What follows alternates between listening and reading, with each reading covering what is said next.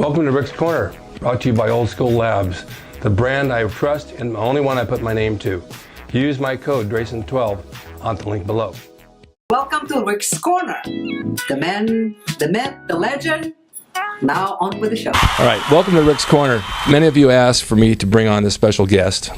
And you've asked me for a long, long time, bodybuilder, actor, very well known in the 70s, Mr. Roger Callard, which I'm thrilled to have here today. Hello, Roger. Well, thank you, Rick. You know, I always confuse you with Lee Majors. I know, you always used to say that. I know, the $6 million man. Unfortunately, I didn't marry Farrah Fawcett or I know. have his bankroll, but It doesn't matter. had a good run there. Yeah, you did. For a while. All right, let's talk. We've been friends for over 30 years. Well, since 72. 72, that's right. That's right. And we met at Gold's Gym in Venice, the mecca of bodybuilding, back then, the golden era. All right. Your thumb-free grip, which I always remembered. Hey, you know you text me that. I know. Why'd you say that? Because you did. You had the thumb-free grip. Now I've got a finger-free grip. Now you have a finger. You mean on my benches? Yeah. Yeah, I hoped it never slipped off and hit me. I know, but you were kind of like me. Once you got in the groove, Yeah, you had it. that's true. And I think you were able to, somehow you were able to push a little more with that. Yeah, I mean, I never feared the fact that it might fall out backwards and hit me in the head. But You had to worry about the lift off, because some guys, if they went too far forward, you'd drop it. that's right. I don't even do those But anymore. I never had much of a lift off anyway. All right, so you came to Gold's in 72 from where? From Michigan State. And you were a Just, football player? I was a football player and a track guy, and a baseball guy, and a boxer, and Okay. an Indian chief, a lot of other things. Very talented and very creative. Well, in those days, Rick, athletes had to be kind of all around, because if you were good at one thing, Yeah. all the coaches wanted you to do the other sports. Nowadays, it's kind of, I mean, even though there's guys like Bo Jackson and Deion Sanders, in those days, if you were great at something, the coaches made you play that. Like, I was fortunate enough to play with a lot of guys in the Hall of Fame. Mm-hmm. Brad Van Pelt could have been a three-way player. He was drafted by the Tigers, by the Pistons, and ended up playing with the Giants and the Raiders. Mm-hmm. But he could have been a three-sport guy, which is unheard of. Right, it is. But they wouldn't let you do it. Nowadays, Nowadays you can do it. anything. Times nowadays. have changed. But in those days, if you were a good athlete, all the coaches wanted you to, you had to be in track, you had to be in baseball, you had to be in basketball, and you had to play football. Right, And if you could play golf, you were on the golf team. right. But then you picked bodybuilding. Well, I used the bodybuilding. I was hanging out with a guy. He was on the track team with. His name was Bill Kaiser, and we were staying over at his house. And we were actually running AAU track meets in the summer, because my parents would take me around me to run these track meets.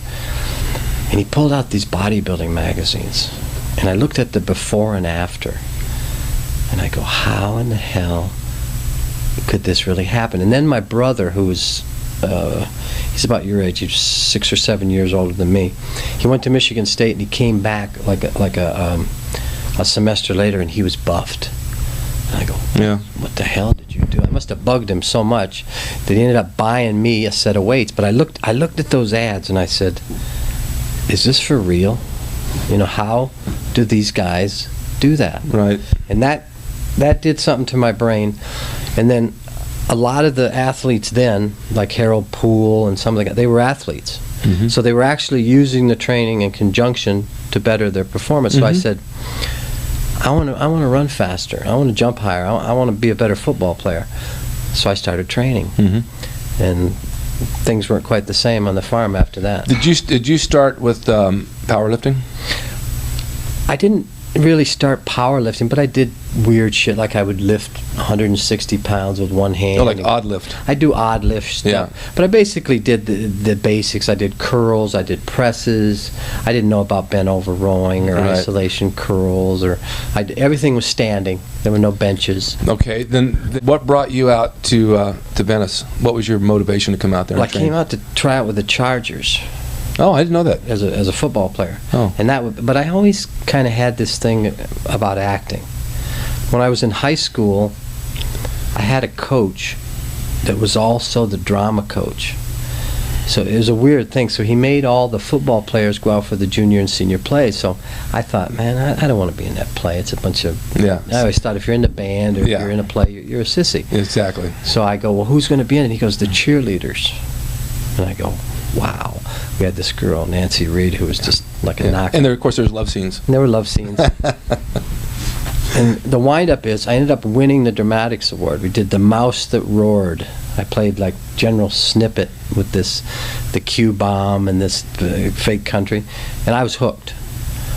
But I came out to California for that and the bodybuilding, because by that time I'd won Mr. Michigan, so I was tired of football. I wasn't tired of football, but I was tired of the politics. I would see guys, get injured. They'd train, and then the first play they'd get hurt, and the guy's laying there on the ground writhing in pain, and the coach would get in there, the other guy, send the other guy in. You were like a piece of meat. Yeah. And I kind of saw the business side of it, and that kind of repulsed me. So I always kind of gravitated towards individual sports. Like I was a boxer in high school in the Golden Gloves. We didn't have wrestling. I wanted to do that. I think I would have been pretty good. I used to pin my cousin. He was like an NCAA champ. So I was a good wrestler. But I always liked the individual stuff because you didn't have to rely on somebody else. I'm with you on that. I like individual competition. Team sports, I get lost by who's who. With boxing, wrestling, you can always identify the person, and it's more of a challenge when you're on your own out there. There's no one backing you up. It's just you. Yeah, bodybuilding was as close to knocking the guy over the head, even though you did it aesthetically. Right.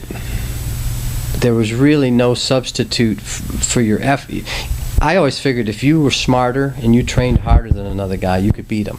Right. Provided you had the genetics. But there's also politics in bodybuilding.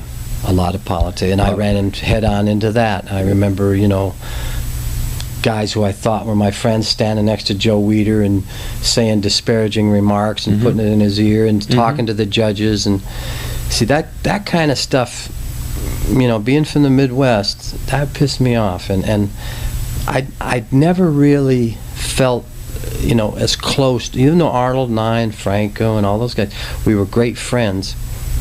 I always felt like they didn't really know who I was, because I played in front of 70,000 people. I mean, you don't get 70,000 people in bodybuilding. No.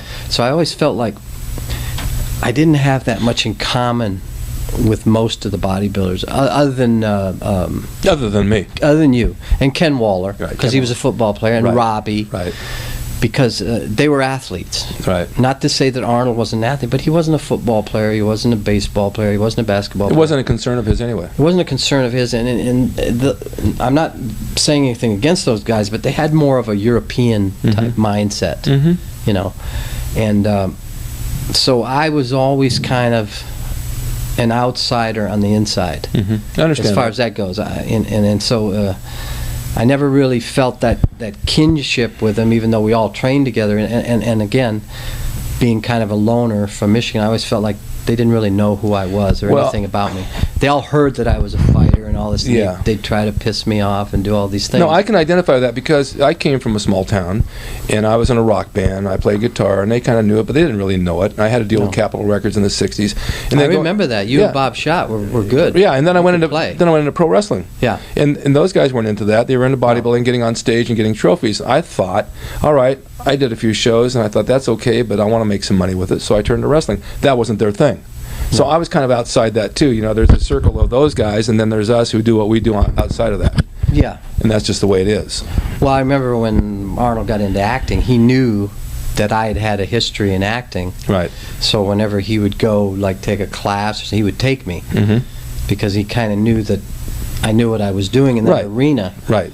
So that's really where our friendship kind of blossomed, is because we went beyond the bodybuilding and tried to, for an outside interest, try to build a career. Hope you enjoyed the video brought to you by Old School Labs. Use my discount code DRASIN12 on the link below at oldschoollabs.com. Hey everyone, now you can have the Gold's Gym logo drawn by me, the artist Rick Drasin. personalized and made out to you and signed by me to frame and put on your gym wall or wherever you see fit to do so. It's a piece of bodybuilding history. It will never be duplicated again. It's the largest selling icon t-shirt logo in the world, and I'm the guy that drew it, and I will draw it for you. Just go to my website, rickdrasin.com, and order there. You can pay through PayPal, and it'll be sent out right away. And be sure to watch Rick's Corner for all the videos on bodybuilding, nutrition, fitness, pro wrestling, and anything that suits your interest as far as getting physically fit and being the best you can be from the golden era of bodybuilding.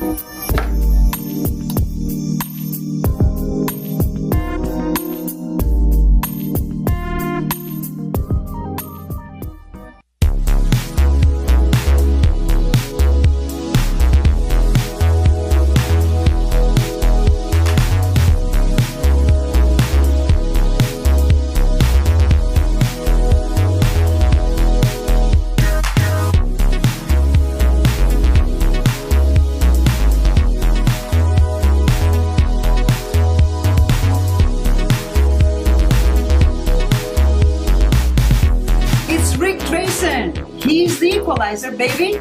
See you next time.